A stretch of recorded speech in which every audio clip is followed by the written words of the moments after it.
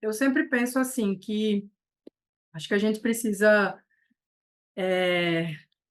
pensar. A gente está falando muito da função aqui, né? A gente está falando muito de aspectos de funcionalidade mesmo do indivíduo. Mas eu me incomodo com esse termo função e funcionalidade, porque quando a gente pega um pouquinho a definição da CIF, e aí Bruninho, Cissa, enfim, você está por dentro dessas definições, né? E eu sei que muita gente está escutando, entende?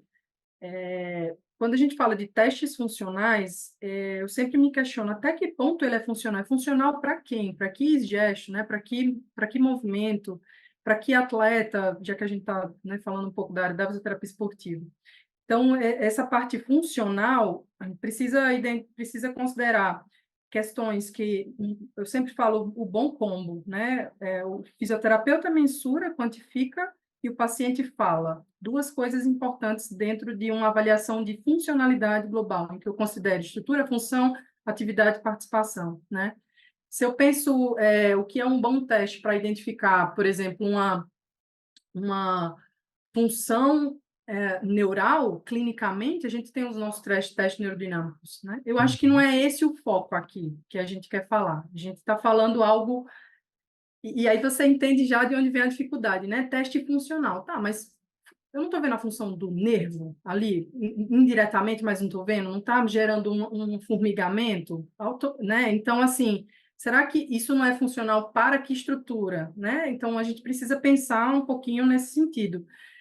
Mas eu acho que aqui a gente leva um pouco para o aspecto de testes funcionais aplicados na prática mesmo. O que é que eu tenho que considerar?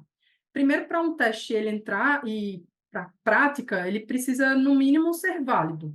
No mínimo, eu acho que a validade ele é a mais importante, porque se o teste não é válido para verificar algo, a teste de hipótese, né, que a gente fala muito, que eu tenho uma teoria. A minha teoria é que esse teste que eu vá desenvolver, que eu vá fazer ou desenvolver, ele avalia força, ele avalia resistência. Então, essa teoria pode ou não ser comprovada, né? Então, eu vou testar. Da mesma forma, existe a validação em que eu vou comparar com o padrão ouro, né? Em que eu já sei que um método já mensura, o dinamômetro isocinético, por exemplo, ele já mensura a força muscular. Quais outros testes eles também estão relacionados a esse construto de força, né? Então, a gente começa a entender um pouco. Então, eu tenho aspectos de validação, eu tenho aspectos de confiabilidade, que basicamente é a extensão de um teste a uma ferramenta de medir consistentemente e a gente replicar isso, né? No caso de eu fazer uma avaliação, por exemplo, hoje e daqui a 7, 14 dias, essa variação ela ser muito pequena, ou seja, o erro de medida essa avaliação ela ser consistente, né? E mantendo o atleta em condições ideais e nas mesmas condições das duas avaliações. Então, aí eu já falo sobre confiabilidade. Então, acho que, no mínimo, ter confiabilidade e validade para ele entrar, principalmente validade, porque se eu não sei se é válido, eu estou dando um tiro no escuro, eu não sei o que é que eu estou mensurando. E aí a gente entra num ponto dos testes funcionais, que esse termo, mais uma vez, é funcional para quem? Ele é funcional para quê? Se a gente pegar os testes de extremidade superior, a grande maioria deles é em cadeia cinética fechada. A maioria. É funcional para quem? Para que modalidade? Para que esporte? Será que eu não estou testando capacidade Uhum. frente a uma atividade de desafio? Será o teste fala, na literatura em inglês é Physical Performance Test. É performance, desempenho?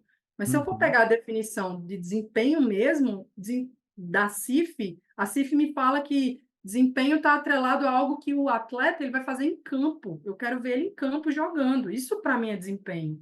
Esses testes, na minha visão, eles mensuram mais capacidade frente a um desafio.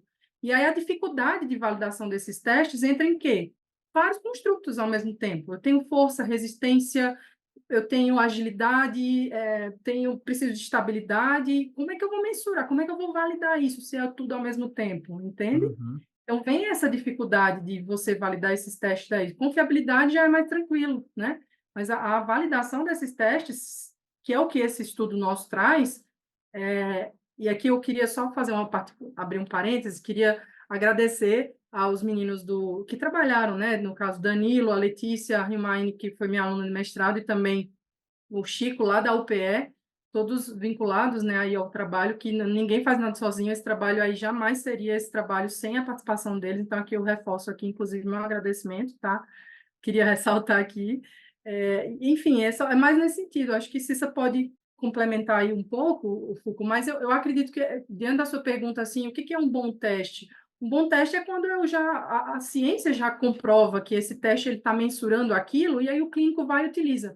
Mas para o Uhum, clínico utilizar, ele precisa saber o que ele está utilizando. Por que eu estou uhum, fazendo esse teste? O que eu estou... Esse é o ponto. Eu vejo muita gente aplicando CK-Quest, Y, membro superior, enfim, vários testes para membro superior em pré-temporadas, vejo em avaliação do atleta dentro de uma clínica. Você sabe exatamente o que você está mensurando? Sabe exatamente o que você está fazendo, o que você está mensurando ali? Ah, eu estou mensurando um desafio, estou mensurando estabilidade. É só estabilidade mesmo?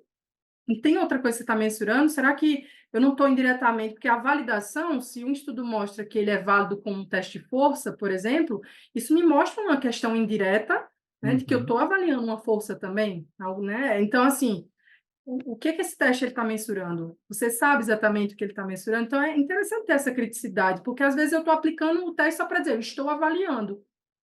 uhum, Avaliando o quê? Entende? Eu tenho essa angústia assim, em relação a uns testes, principalmente de extremidade superior, porque quando a gente olha os estudos de validação, por exemplo, para atletas, o que a gente acaba levando para o atleta é dos não atletas, né? Porque uhum, os do atletas a gente mostrou que quase nenhum teste é válido. O uhum, Y, do membro superior, não apareceu nas figurinhas do uhum. artigo. Eu fiquei impressionada, entende? Então, todo mundo usa.